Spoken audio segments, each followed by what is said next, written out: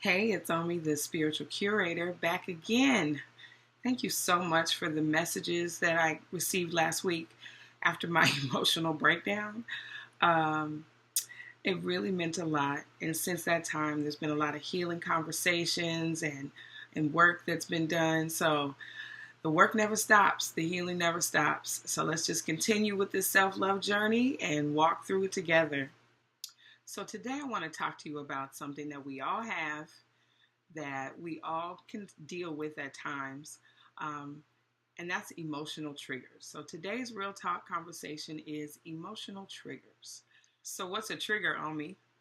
A trigger is something in your present that triggers a pain or emotional upset from your past, and it causes a really strong emotional reaction, sometimes uncontrollable.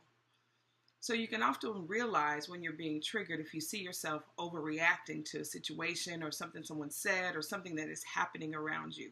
You're triggered.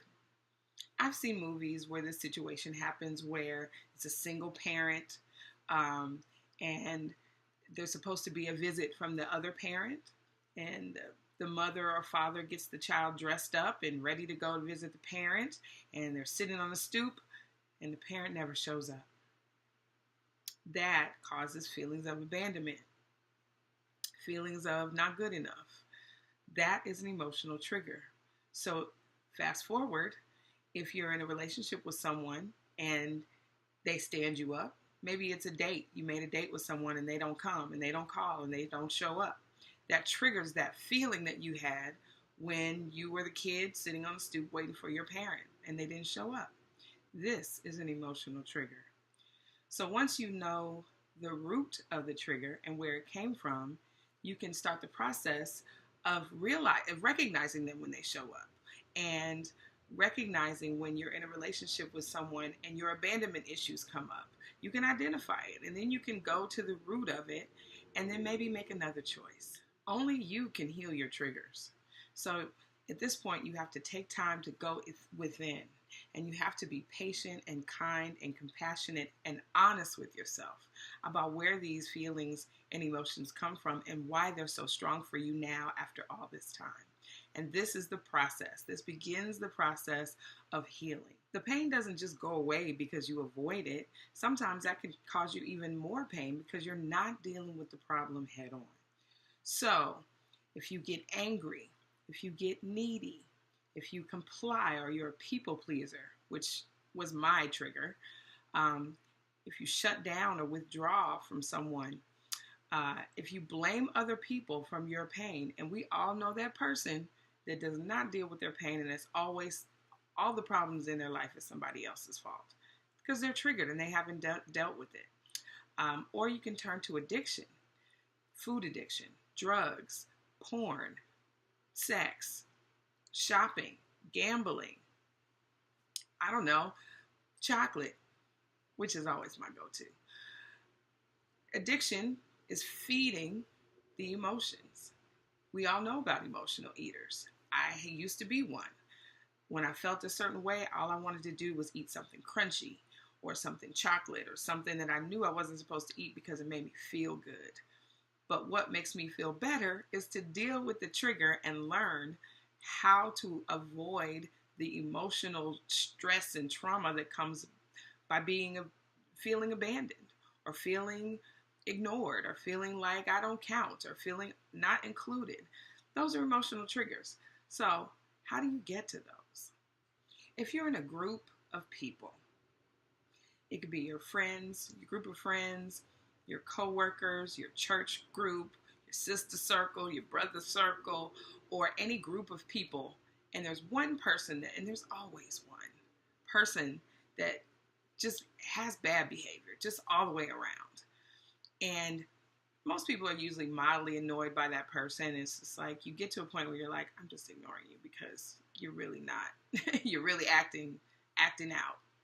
But if you're the person in that same group and that person's behavior causes emotional stress or feelings of pain or brings up anxiety in you, that's when you know what the trigger is.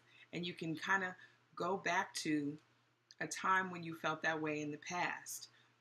like the example of the child that's waiting for the parent to pick them up. That's abandonment because you feel abandoned. You feel like your parent doesn't care enough to come and see you or to pick you up or whatever the situation is. That's how you can start to notice what your triggers are and you can do something about it. So here's a list of some of the most common emotional triggers. And what I want you to do is pick out 3 of these words that bring about some sort of reaction in you, positively or negatively, and write them down.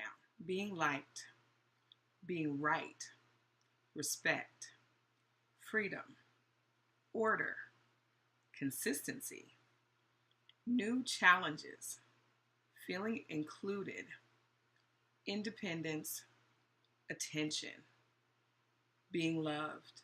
So here's the list again with all the words together so you can pick the 3 most common triggers for you and write them down.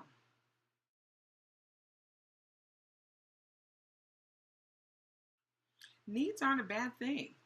You have them because at some point in your life they served you. And then later down the line, something may have happened that those needs weren't met and it caused a painful experience or some hurt or discomfort or upset in your life. So now you're triggered. You may be raised to believe in life that in order to be successful, you had to have a certain level of control and order and safety, and you had to create a safe environment and have the house and the 2 kids and the dog. That's how I was raised to believe. I was also raised to believe that I didn't need anybody to do anything for me and I could do everything myself.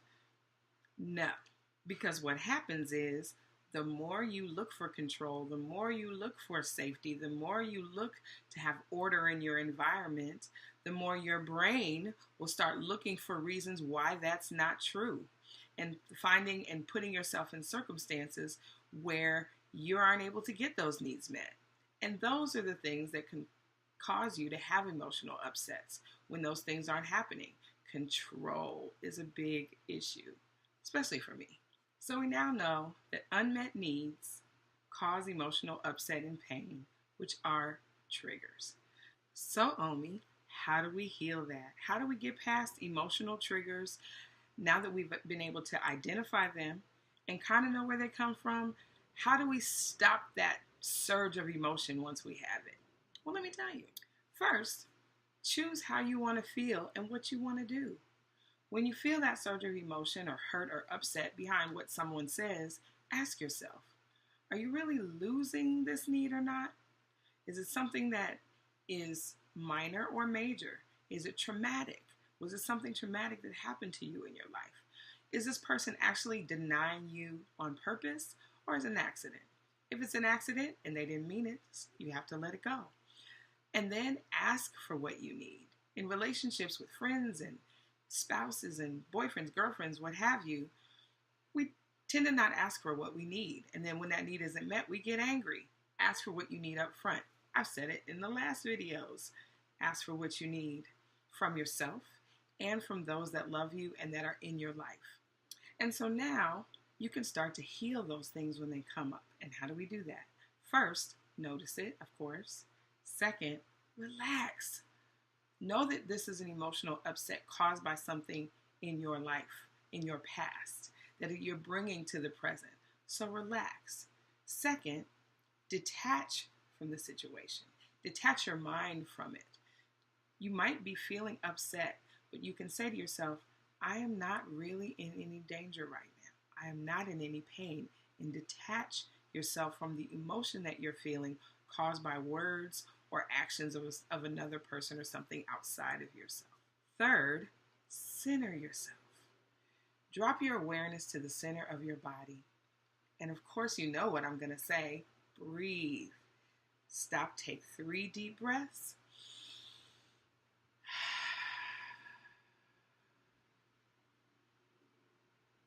That one was to just ground you. The second one is to clear your mind. I am not upset for the reason that I think I am. And the third one is, let me make another choice. I'm breathing in new choices for the experience that I want to have.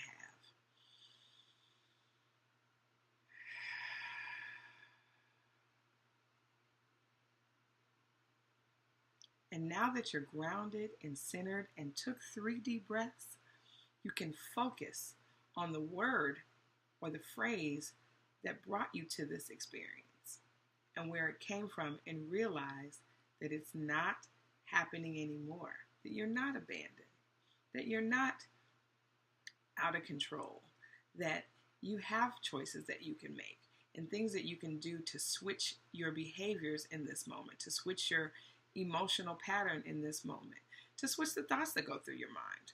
You have a choice to think what you want to think. And if you're thinking something that isn't feel good in your body, make another choice. Stop trying to manage your emotion. Choose to feel the feeling that you're having, and then make the choice to feel something different. You can make that choice. This is how you get emotional freedom, and you're able to meet your triggers head on. Take a minute to focus on something else or what the experience is that you want to happen, and then shift it. Shift it to the experience that you're desiring or the release of the emotion that you're having in that moment.